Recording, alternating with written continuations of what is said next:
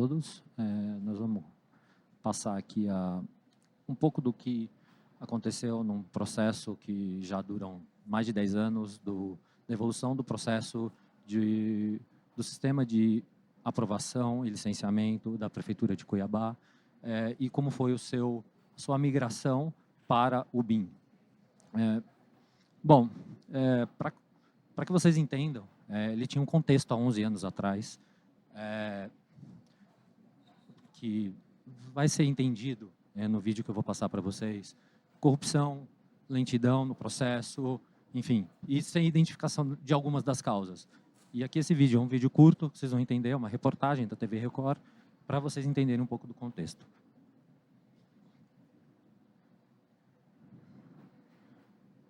Não sei se vocês estão conseguindo ver ou ouvir o áudio. Não está saindo o áudio.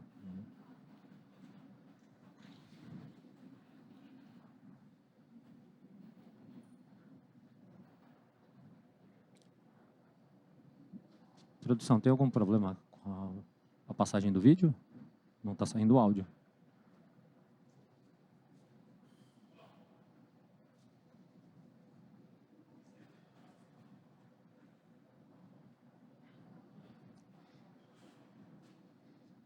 Bom, gente, não tem problema.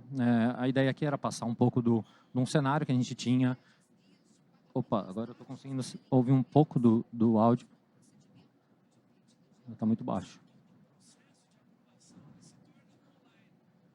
Se torna online, você ganha muito tempo em deslocamento. Então, o analista fazendo o parecer dele, no mesmo minuto, a empresa, o cidadão, o interessado, poderá receber essa informação e devolver. E a parte mais importante, na minha opinião, é a gestão do processo.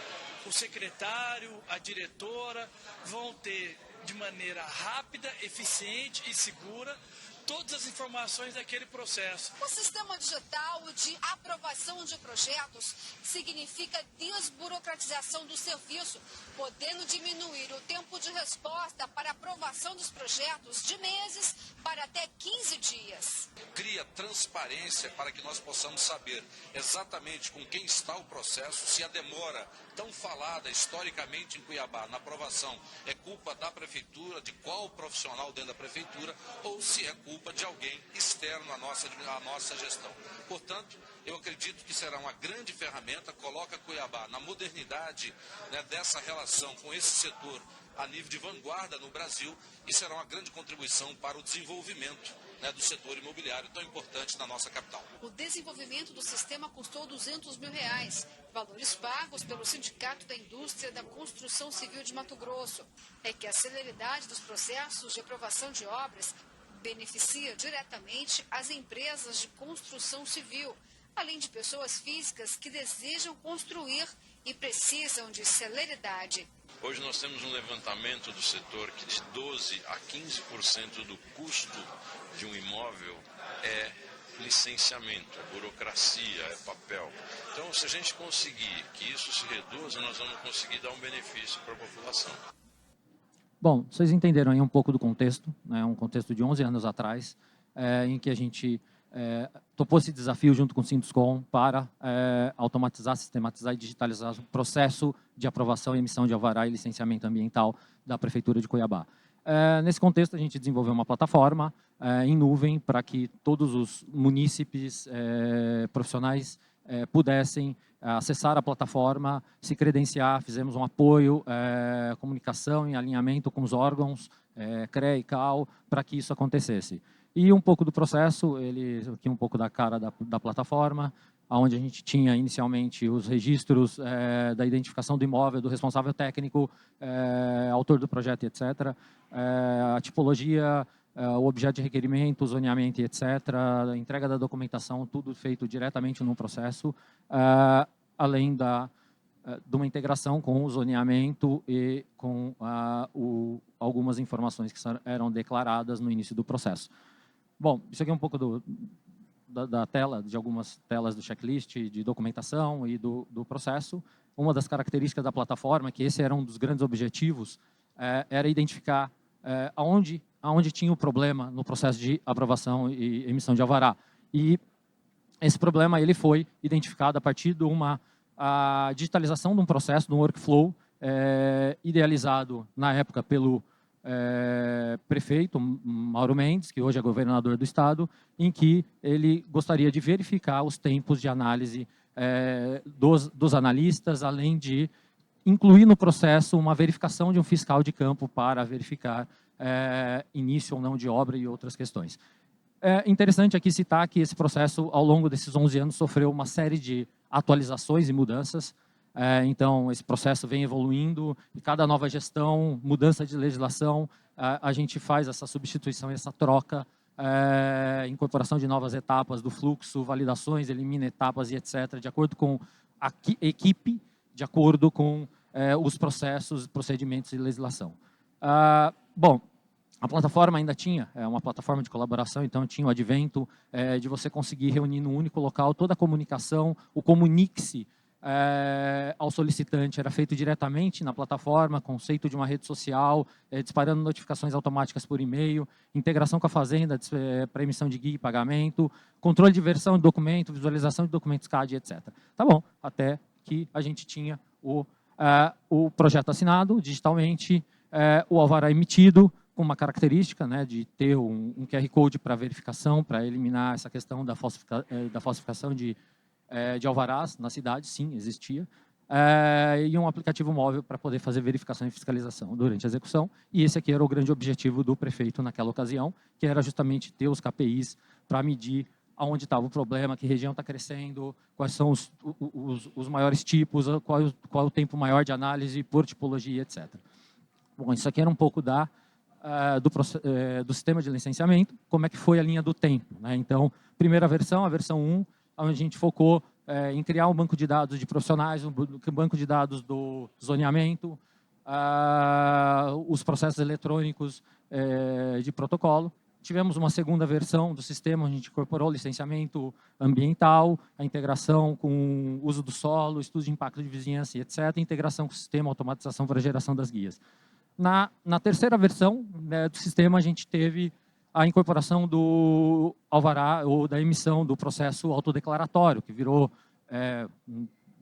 muito famoso, né? Então, da necessidade, a eliminação da necessidade de análise para emissão de alvará e autorização para construção.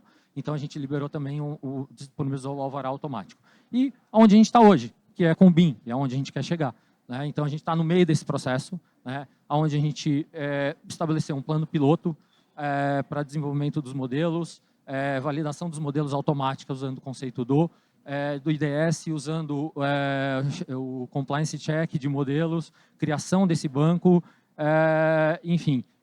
E a gente vai contar um pouco agora dessa história, como é que foi aí com o BIM. Opa, desculpa.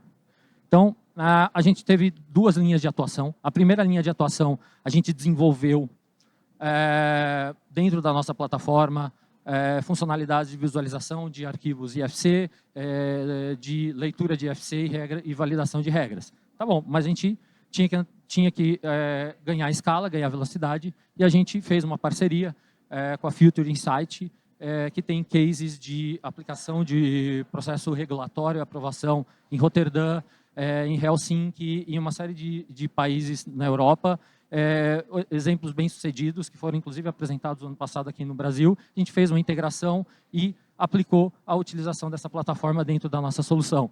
Qual era o objetivo? O objetivo é chegar nesse resultado, é ter um gêmeo digital da cidade para poder fazer análise e tomar melhores decisões num processo onde seria possível construir digitalmente a cidade a partir do processo de emissão das novas edificações ou da reforma e etc., das autorizações que serão emitidas. Então, esse é o grande objetivo, né, do sistema e é como a gente se espelhou. Então, a gente desenvolveu a integração para fazer dessa forma. Então, no primeiro piloto, a gente desenvolveu um fluxo bem simples, né, de validação, que o processo de emissão de alvará ele era iniciado com o processo tradicional, né, de protocolo do processo, e depois disso ter o processo de validação, emissão da guia tradicional, até o momento em que eu solicito do munícipe, do solicitante, ou normalmente do profissional responsável, a publicação do modelo BIM, do IFC. Né? Então, usando o conceito do OpenBIM, para que a gente pudesse fazer a verificação automática do modelo do atendimento aos requisitos legais. Então, esse modelo IFC era incorporado, era feito a verificação com base no IDS que a gente determinou, que a gente definiu com as regras que iam ser verificadas, e a partir da análise automática, a liberação, a geração automática de um arquivo de colaboração, BCF, para comunicar os issues, os problemas que deveriam ser resolvidos, ou seja, o Comunique-se agora virou um BCF, né? Então, quando o modelo passa pelo processo de atendimento aos requisitos, o alvará é emitido automaticamente, né? Logicamente que por um processo tradicional e numa falta ainda de apoio legislativo e legal, era necessário fazer ainda a emissão da documentação 2D para que ele fosse usado durante o processo de aprovação, validação do processo, averbação em matrícula e etc. Bom, isso aqui é um pouco das regras que a gente incorporou. Eu vou voltar aqui. Opa. Tá? Só para vocês entenderem, deixa eu ver se eu tenho um marcador aqui funcionando. Não tenho. Na parte verde aí vocês conseguem identificar os requisitos que iam ser verificados automaticamente com o Check Compliance, que não era com base em UIDS. Tá? E aqui embaixo, na parte identificada com verde, a gente tinha o amarelo era com Check Compliance e o verde era com base no IDS. Qual a diferença? O IDS a gente tinha regras do uso e ocupação, as regras do Código de Obras. Então, são todos os parâmetros que a gente consegue validar o conteúdo alfanumérico do IFC. E o que está em amarelo é normalmente tudo aquilo que a gente consegue verificar no modelo espacialmente. Então, depende de um afastamento, de um cálculo, da análise, recuo, e etc., ocupação do lote, e etc. Então, são dois tipos de análise distintos. Tá? Aqui um pouco, só para vocês entenderem, um pouco do que a gente parametrizou de regra usando a plataforma, onde eu tenho um modelo BIM visualizável e eu consigo aqui ter uma lista das regras que a gente incorporou, algumas já eram padrões, verificação de área mínima, pé direito mínimo, portas menores que 60, qualquer tipo de verificação era feita, então a gente criou algumas bibliotecas para verificação dos modelos. E como é que era feita essa análise? Essa análise inicialmente ela não é feita automática, o profissional entra e faz a verificação, né? E seleciona a regra, pode selecionar todas as regras, aqui para exemplificar uma regra só, e ele dá o resultado aqui da quantidade de itens que estão ok, de espaços que passaram em verde, e em vermelho a quantidade de itens que não atendem àquela regra. Então, a gente consegue identificar cada um dos espaços que não atendem à legislação de uma maneira muito simples. E eu consigo navegar por cada um desses ambientes que não atendem à legislação. Verificar as propriedades dele, todas as informações associadas e etc.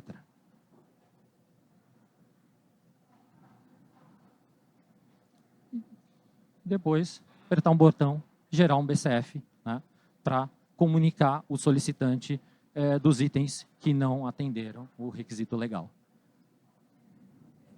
Bom, esse aqui é um pouco também de um trabalho em paralelo, que tem a ver com a mesma plataforma, que é justamente a migração da base cadastral dos códigos do número do imóvel, da inscrição do imóvel, numa base georreferenciada para incorporação dentro da plataforma, com o objetivo da gente incorporar o modelo, né, de maneira automática, georreferenciado, logicamente, ele ser referenciado ao número de inscrição de lote, com isso a gente fazer o vínculo da inscrição do imóvel, associar aquele imóvel a um zoneamento e fazer a verificação dos requisitos com base nesse zoneamento. Então, a gente fez um trabalho, de fazer essa migração dessa base para justamente a gente conseguir ter o geoposicionamento, que é o grande objetivo da gente conseguir visualizar no mapa, em bases da prefeitura, em bases cadastrais da prefeitura. Opa! Saiu aqui a apresentação, pode voltar, por favor.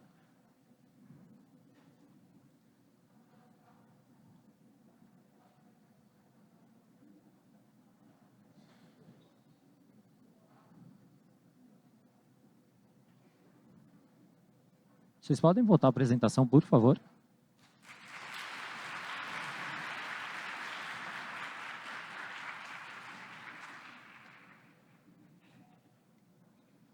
Bom, gente, como o tempo aqui é curto, o último slide era uma conclusão do processo, né, onde a gente verifica quais são as dificuldades que a gente enfrentou para implementar esse modelo, né? Então, o primeiro deles, né, é um alinhamento com a comunidade, ou seja, falta de maturidade da comunidade regional, da gente ter um alinhamento Open BIM, do conceito do IFC, a importância do IFC, os dados abertos para a gente conseguir fazer essas verificações automáticas a partir do modelo. Então, esse é o primeiro desafio que a gente identificou e tem um plano para mitigar esse tipo de coisa, com alinhamento com os órgãos e etc., com palestras e etc. O segundo deles, logicamente, que é o problema não é a tecnologia, mas sim a gente ter a conscientização ou estabelecer uma forma em que a própria prefeitura conseguisse fazer a atualização dessas regras de uma maneira simples, sempre que a legislação ou sempre que as regras mudassem, né? Então, esses são os grandes desafios, né? E os benefícios são óbvios, né? A gente ter uma neutralidade no processo de análise, ter transparência no processo de análise e a aprovação ser automática e não ser subjetiva, e com o objetivo da gente ter aí o Smart City, né? Um passo para a gente ter o Smart City. Eu acho que é isso, gente. Obrigado.